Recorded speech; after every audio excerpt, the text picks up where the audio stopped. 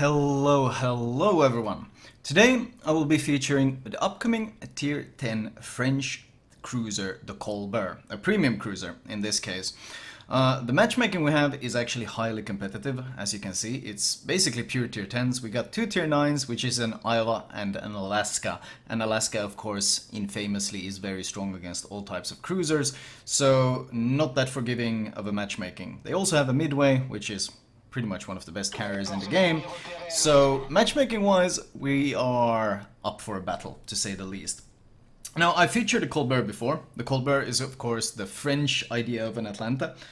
It only has 127mm guns, but it has massive amounts of them and with a really fast reload.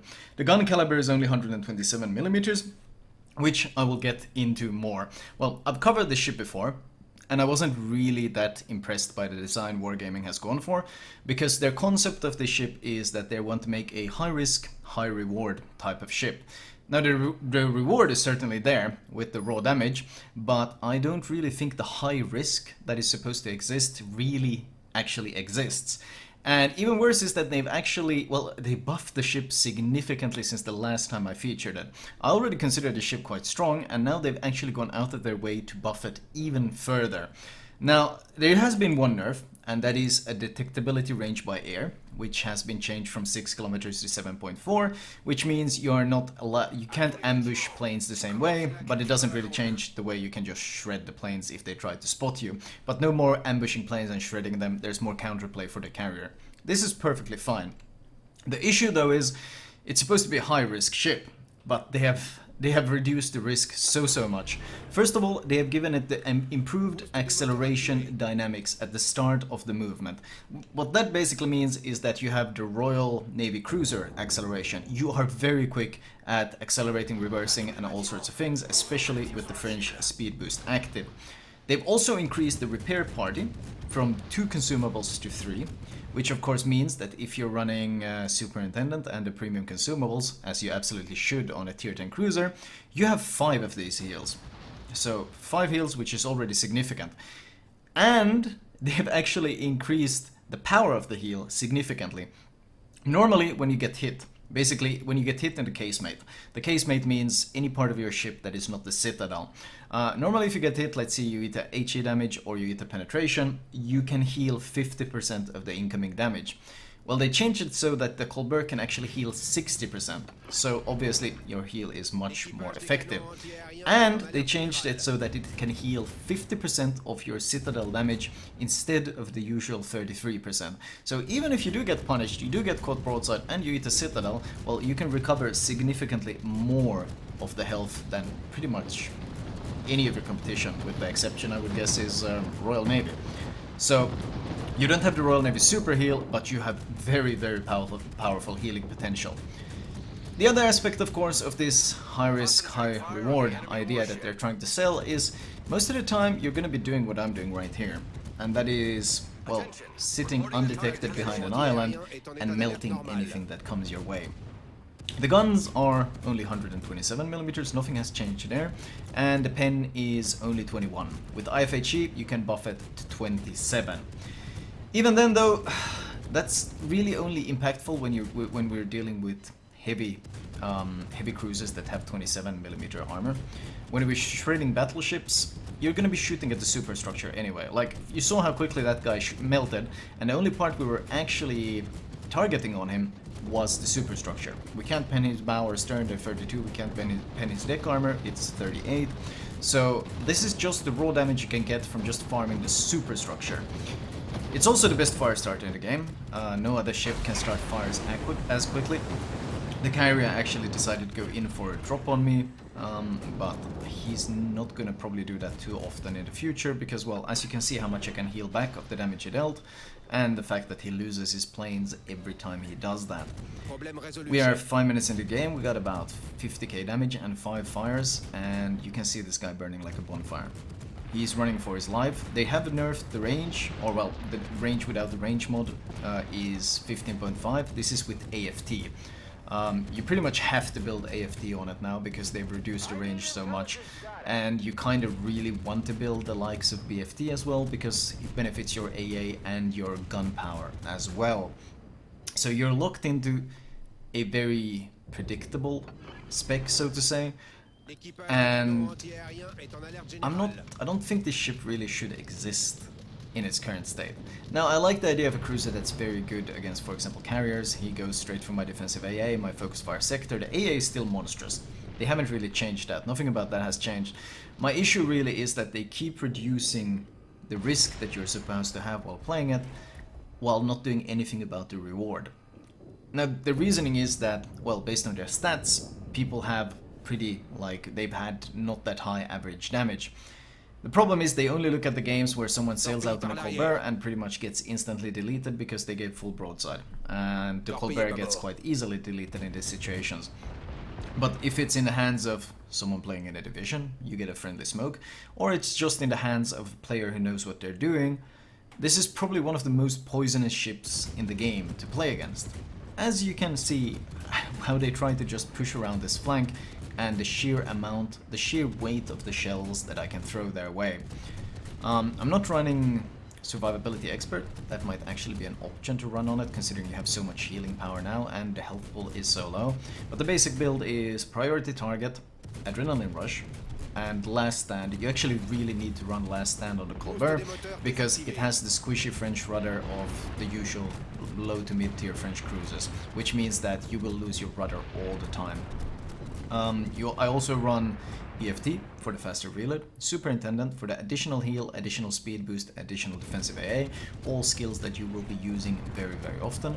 And then I run Concealment Expert and IFHE for the additional penetration. Of course, your concealment is very, very good. I think your concealment is 9.6. Once again, this doesn't really add... this DPM, by the way, it's absolutely absurd.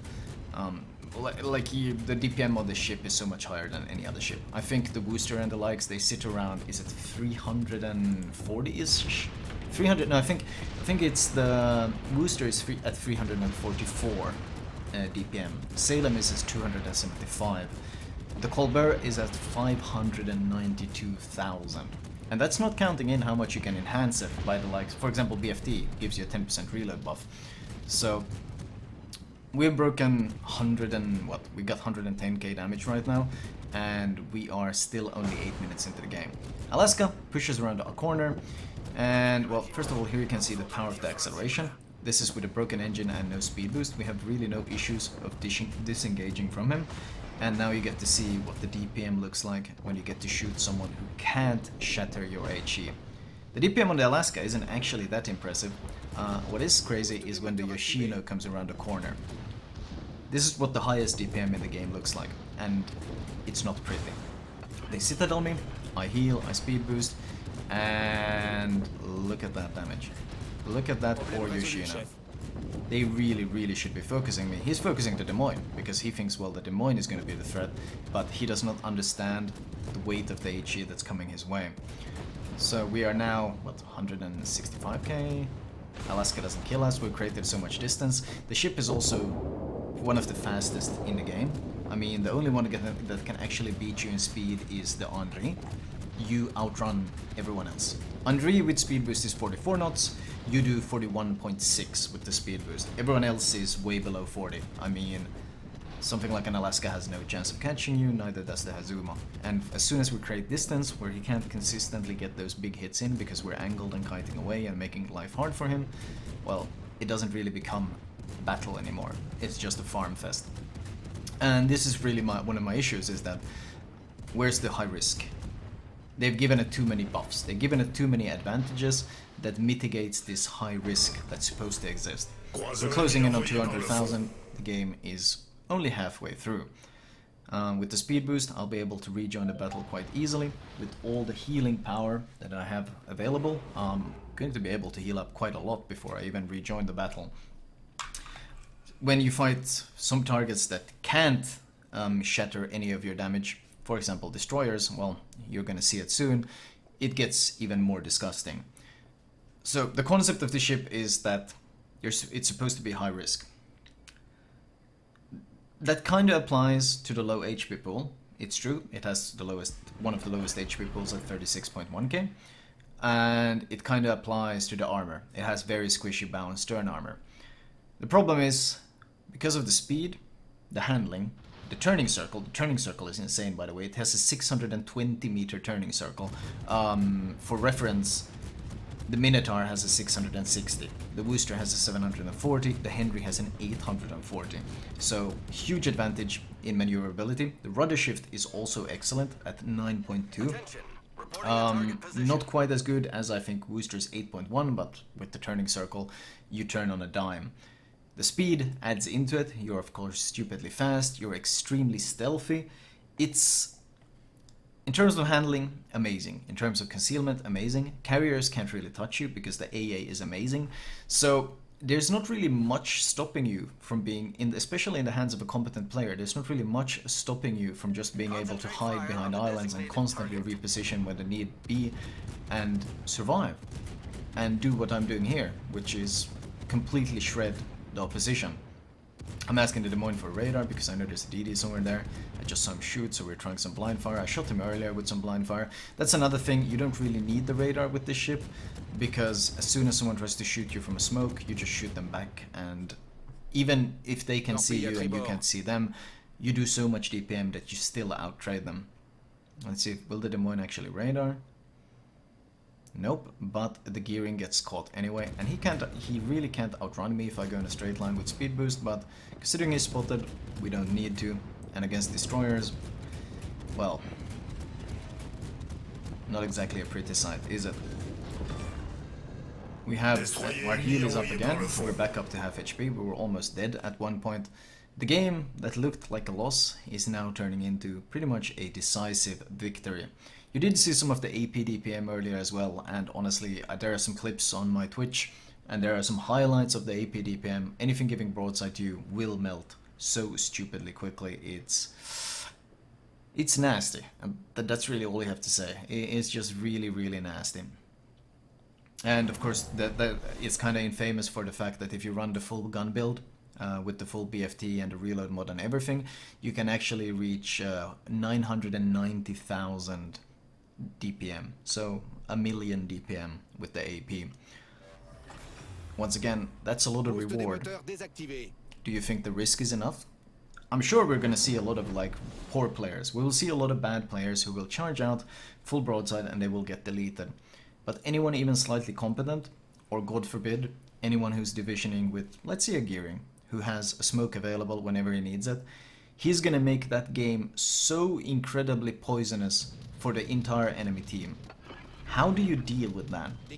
How on earth do you deal with the smoke up Colbert? It's already hard enough to deal with the Colbert hiding behind islands. It's already so rough. The carrier can't touch him. He can lob the shells and stay in cover the entire time. It's painfully difficult to deal with it. Then you add a division with a gearing smoke or something, and you give him an escape route whenever he needs it, and the ability to strike, shoot anywhere on the map and position anywhere outside of radar range. I mean, Midway, by the way, can't shatter your HE either if you shoot the nose and not the deck armor. And yeah. I mean, I'm not a friend of carriers, but even anyone who isn't a friend of carriers, I mean, even they have to admit that this looks pretty stupid. That was a full HP Midway.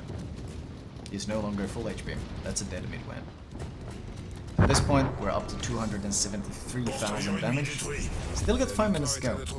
Minotaur smokes up, trying to pick a fight with me. And Iowa is shooting, but I'm actually gonna turn in and use the Minotaur's own smoke against him. The Iowa keeps going, he's gonna go behind the smoke, and because I'm angling in, they actually both lose vision of me. Whereas because the Iowa just shot, he's got the firing debuff, and I can easily farm him from complete cover. So, and the smoke firing penalty in the ship I think is 5.9 or something similar, so even when it doesn't have a smoke, it can obviously utilize smokes to insane effect.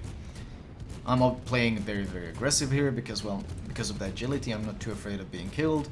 I will have another heal available soon, and of course I want to break that magical 300k because I think it always puts a good point to your argument about the power level of a ship when you play it.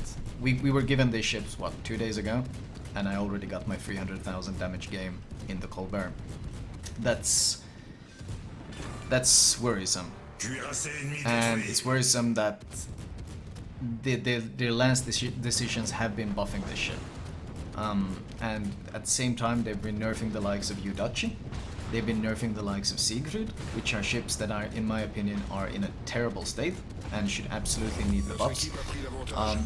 I can't say I really agree or understand the balancing decisions that I have been seeing lately. It looks like it's been people who are staring at the spreadsheet very, very focused and not actually seeing what's going on in the game.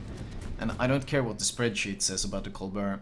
I have no idea what kind of values they're getting out of the spreadsheet. But this kind of ship should absolutely never be added.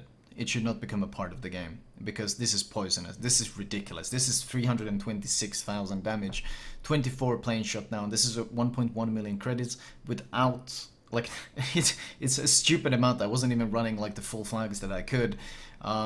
It's 28 fires. How often do you see games with 28 fires? And it wasn't the full duration game either. Looking at the team score, you get an idea of how absurd it is, because then you get to see the base XP, which is 3,900. In fact, if someone hadn't finished that Minotaur and I would have killed him myself, I would probably have broken 4,000 base XP because of, well, getting the killing blow bonus. So, and this is full tier 10 matchmaking. It's 2 tier 9s and neither are weak ships, an Iowa and a Alaska. It's brutal. It's completely brutal. Detail report wise, 2,200 shells fired, 911 HE, a bit of AP, not as much as I maybe would have liked. Fires, Wither 60k, I got 87k, and a 51,000 AA damage as well. The potential damage, 1.5 million. That doesn't seem like very high risk to me. That seems like a surprising amount of tankiness for a ship that does twice as much as DPM as pretty much any other ship in the game. The most damage we took, in fact, the biggest alpha was the bombs, and that's mostly because I wasn't even paying attention, because, well, I didn't think the carrier would go for me, because, well, he loses all his planes whenever he does it.